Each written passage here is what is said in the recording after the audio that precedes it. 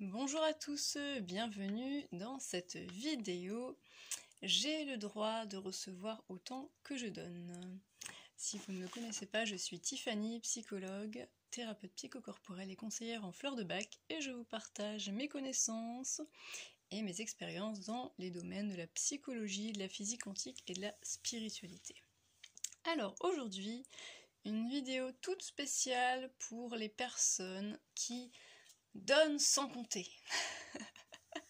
Voilà, les personnes avec qui c'est tous les jours Noël, qui sont généreuses, qui sont empathiques, qui sont tournées vers les autres et qui, en général, ne se rendent pas compte lorsqu'une relation n'est pas équilibrée. D'accord? Puisqu'elles répondent à leur nature, qui est d'être dans le don, qui est d'être d'être attentive ou attentif aux autres, et ne se rendent pas compte que parfois elles tombent sur des gens qui vraiment se sentent bien en leur présence, mais ne fonctionnent pas comme elles, et elles peuvent vite se retrouver épuisées ou avoir la sensation qu'on les utilise, alors que c'est pas forcément le cas, mais en tout cas qu'il y a un réel déséquilibre dans cette relation. Alors comment prévenir ça ? Alors déjà, il faut bien comprendre que énergétiquement et inconsciemment, en fait, quand on est dans le don illimité, c'est un petit peu comme si on était un sapin de Noël avec des cadeaux tout autour, et puis le message qu'on envoie au monde, et du coup à toutes les créatures qui peuplent le monde, c'est tu peux venir te servir, je donne sans compter, je donne sans discernement et je donne sans condition.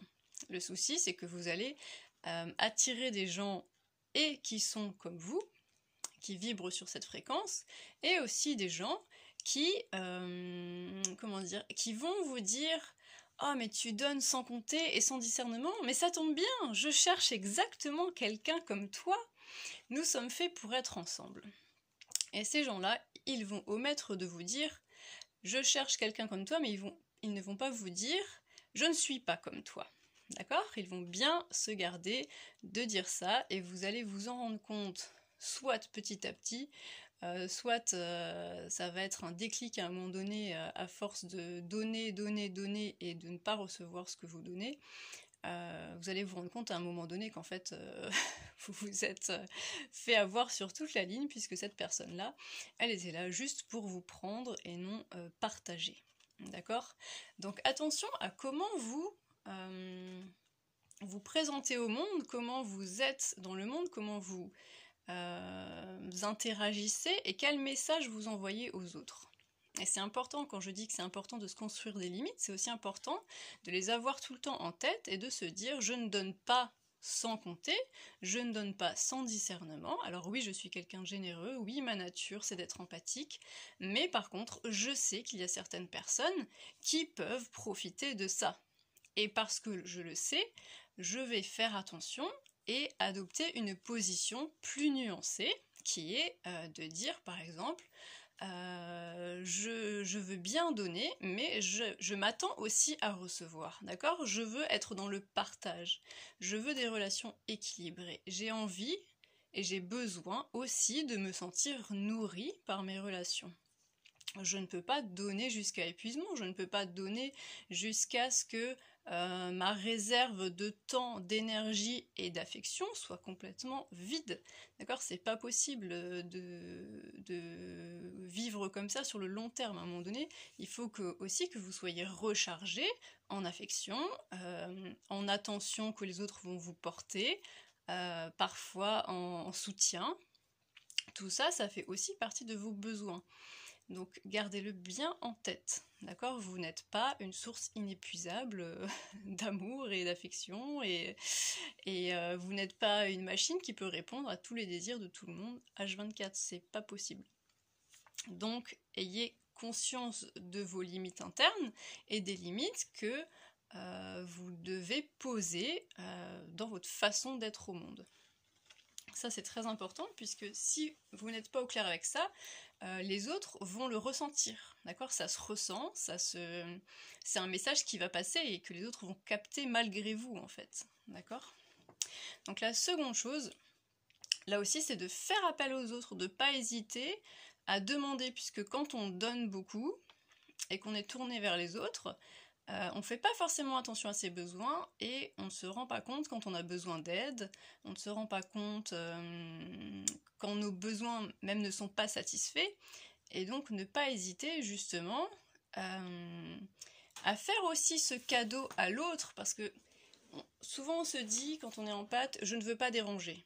Je ne veux pas déranger, il ou elle a certainement assez de problèmes comme ça, mais on ne se rend pas compte qu'en fait, quand nous on donne, ça nous fait plaisir, ça nous nourrit personnellement. Mais l'autre aussi a besoin de se sentir utile. L'autre aussi peut prendre du plaisir à être là pour vous, à vous soutenir à un moment donné, à se sentir, comment dire, c'est gratifiant de pouvoir être là pour l'autre. Donc c'est pas forcément négatif de demander de l'aide, c'est pas négatif de dire à l'autre, écoute là, j'aurais vraiment besoin de ton soutien, j'aurais besoin que tu m'épaules dans ce projet, j'aurais besoin de toi pour telle ou telle chose. L'autre peut se positionner et vous dire oui ou non, d'accord? Mais ce n'est pas un poids, vous ne lui mettez pas le couteau sous la gorge, c'est vraiment une opportunité que vous lui donnez d'être là pour vous et de vous montrer aussi son soutien et son affection. D'accord? Donc gardez ça en tête. Et surtout, si vous tombez sur des gens qui sont à peu près comme vous allez voir qu'ils vont vous dire « mais ça me fait plaisir d'être là, ça me fait plaisir de faire ça pour toi, j'en retire quelque chose de positif ». Donc n'hésitez pas, ne vous dites pas que vous allez déranger, que vous allez être un poids pour l'autre, pas du tout, on est des êtres humains, on a besoin d'être en interaction, on est de toute façon dépendants les uns des autres, et on a besoin de se sentir aussi utile, d'accord, pour les autres et dans la société en général. Donc n'hésitez pas à faire ça. Et aussi, ce qu'il faut aussi garder en tête, c'est que suivant les personnalités, vous allez voir que certaines personnes vont vous donner, mais ça ne sera pas de même nature que ce que vous apportez. Par exemple, si on prend le côté masculin-féminin, le féminin est plus dans l'émotionnel, peut apporter un soutien émotionnel, peut apporter de l'écoute, de la créativité, tandis que tout ce qui est masculin, pôle masculin, on va être plutôt dans l'action, dans aider à retaper, je ne sais pas, une voiture ou la salle de bain ou que sais-je. Ça peut être des choses très concrètes, mais c'est aussi une manière d'être là et de soutenir l'autre, mais c'est pas du tout la même façon de faire, vous voyez. Donc là aussi, sachez reconnaître les efforts que l'autre fait, même si ils ne sont pas de la même nature, et même si ça correspond pas tout à fait à ce que vous avez donné. C'est aussi une manière de partager, même si c'est pas la même chose. Et n'attendez pas non plus de la personne avec qui vous êtes en interaction qu'elle vous donne exactement ce que vous donnez. C'est-à-dire que vous pouvez apporter un soutien émotionnel à cette personne et vous retirer du soutien émotionnel d'une autre personne. Vous voyez, l'essentiel c'est que vous trouviez votre équilibre au sein de vos relations. Et un équilibre, général en fait, d'accord? Pareil, dans la vie en général, vous pouvez être dans le don gratuit à une certaine catégorie de population, par exemple si vous êtes bénévole dans une association, et savoir que ce que vous donnez d'un côté, vous allez certainement le recevoir, mais de l'autre côté, d'une autre personne ou d'une autre situation. D'accord? La vie, elle s'équilibre de cette manière-là, pas forcément avec une personne en particulier, mais en général, dans tout votre cercle, tout votre entourage finalement.